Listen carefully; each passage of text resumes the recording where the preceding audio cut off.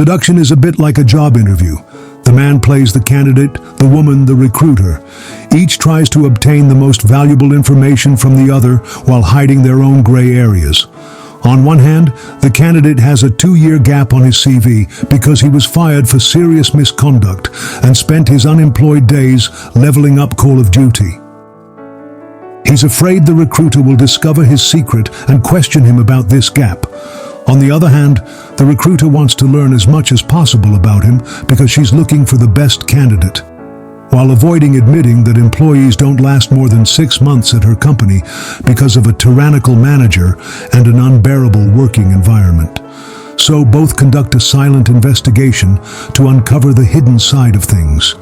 In love, it's the same. Each hides their own secrets, their red flags, those unmentionable stories missing from their emotional CV. At the same time, everyone tries to spot the warning signs in the other. And in this game, the classic questions abound. What do you do for a living? What are your passions? Etc. But there's one taboo question, one that men aren't allowed to ask for fear of being seen as frustrated. The body count question. If you often hang out on TikTok, you probably know what it's all about. If not, it's time to take a serious look at it, because it could change your romantic future. And if you already understand why this information is crucial for a man looking for stability, you'll see why it's better to embrace this curiosity, even if it means being wrongly labeled a misogynist or an incel. So what is body count? As is often the case, the term comes to us from the United States. It refers to the number of sexual partners a woman has had. The higher this number, the lower her relational value is perceived to be, and the more compromised a lasting relationship seems. Why?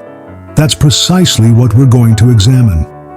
Today, asking this question makes some women, especially feminists, furious. Yet, this criterion matters to many men, not just the extremes. When a man explains that he wants to know a woman's body count, he's always met with the same arguments to make him feel guilty. Here are some clear answers that demonstrate why this criterion is legitimate. Argument number 1.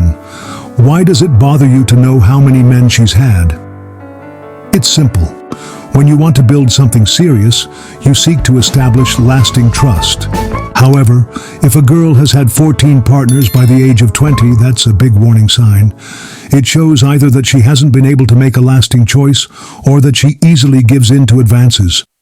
The problem is that you'll be just one among many, and if she's had 15 men before you, what guarantee do you have that she won't leave you for a 16th? She'll simply count you as the 15th on her list and have no trouble replacing you with a 16th. Why? Because of what I call the law of diminishing attachment value. The more partners a woman has had, the more her capacity for emotional attachment becomes diluted. Each new partner represents a smaller and smaller fraction of her overall attachment. If you're her first and only man, you represent 100% of her emotional universe. But if you're the 15th, your place is much smaller. In other words, the more experiences she's had, the harder it becomes for her to become deeply involved. Accepting a relationship with a woman with a high body count is like saying, I know she's not really mine, I'm just the one of the moment. And if you accept that, it shouldn't be surprising if she takes advantage of it. Argument number 2. Women do what they want. No one should judge them. Have you heard of the Lizard Man? He's not a Marvel character, but a real American man named Eric Sprague. He tattooed scales all over his body, enlarged his ears with giant earplugs, had his teeth sharpened to points, and even split his tongue in two. It's his choice. Now imagine you're a manager at a Mercedes dealership. You're looking for a salesperson who embodies your brand values. And this Lizard Man shows up. Are you going to hire him? Probably not. Not because he doesn't have the right to exist as he is, but because you too have the right to choose. The body count is the same. A woman can do what she wants with her intimate life, but a man is also free to prefer a partner with little experience. Freedom goes both ways.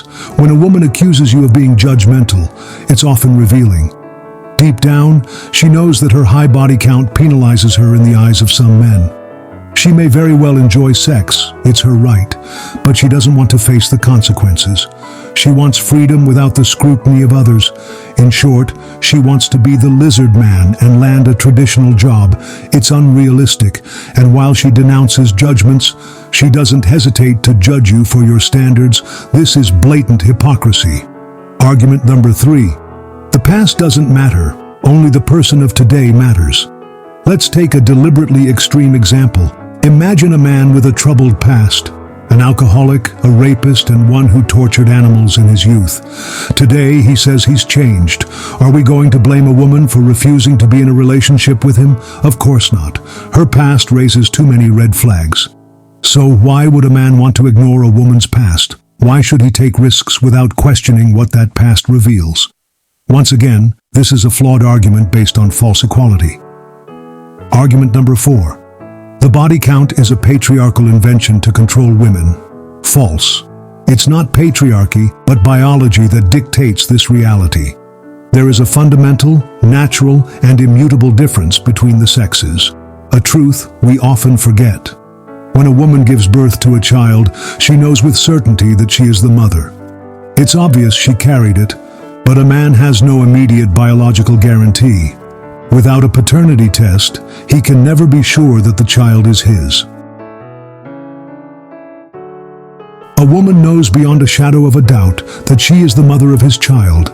She carried it, she witnessed its birth. But for a man, without a paternity test, there is never absolute certainty. There is always the possibility that the child belongs to someone else. This means that a man can unknowingly devote his life, energy, and resources to a child who is not his. For a man to fully invest in a family, he must have complete trust in his partner. This trust is largely based on her fidelity. And if she has only known him, he has every reason to believe that she is capable of forming a deep attachment to one man. This type of bond naturally inspires trust. But if she has a high body count, and we'll see later how significant this number becomes, then doubt will always remain. The man will ask himself, if she has trouble settling down, why would she settle down now? And what proves that she's truly invested in this relationship, that she won't go back and look elsewhere? Ladies, if you're hoping for a serious man, ready to give everything to build a home, that expectation is completely legitimate. But you also need to be able to hold yourself to the same high standards. If you yourself lack emotional or romantic stability, you're sending a mixed message. The reality is clear. The focus on body count is neither a TikTok invention, nor a toxic guy craze, nor a tool of the patriarchy. It's a perfectly normal expectation for a proud, cautious man who cares about his future. At this point in the conversation, some women often retort, "But that's unfair. Why should women pay attention to their body count when no one says anything to men?" Men are then accused of hypocrisy. First, the idea that women never judge men based on their sexual past is a myth.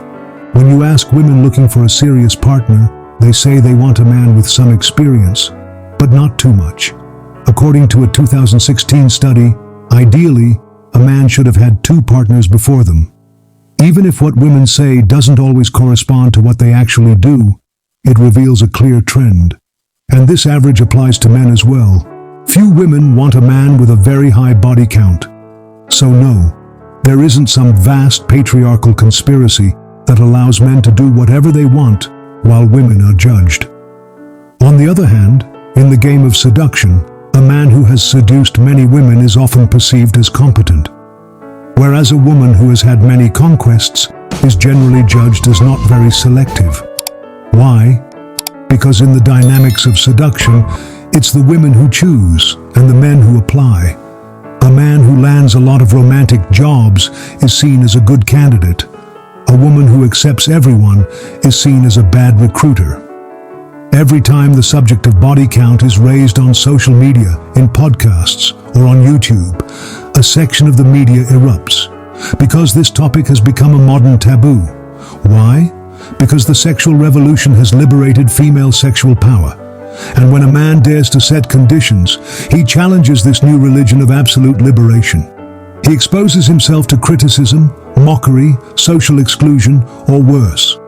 But it's time to send a clear message. As a man, don't abandon your standards under social pressure. Giving in means giving up your manhood. A man takes responsibility. And above all, it's a matter of survival. Your future depends on the choices you make today. If you choose to ignore the body count criteria, you're taking a huge risk.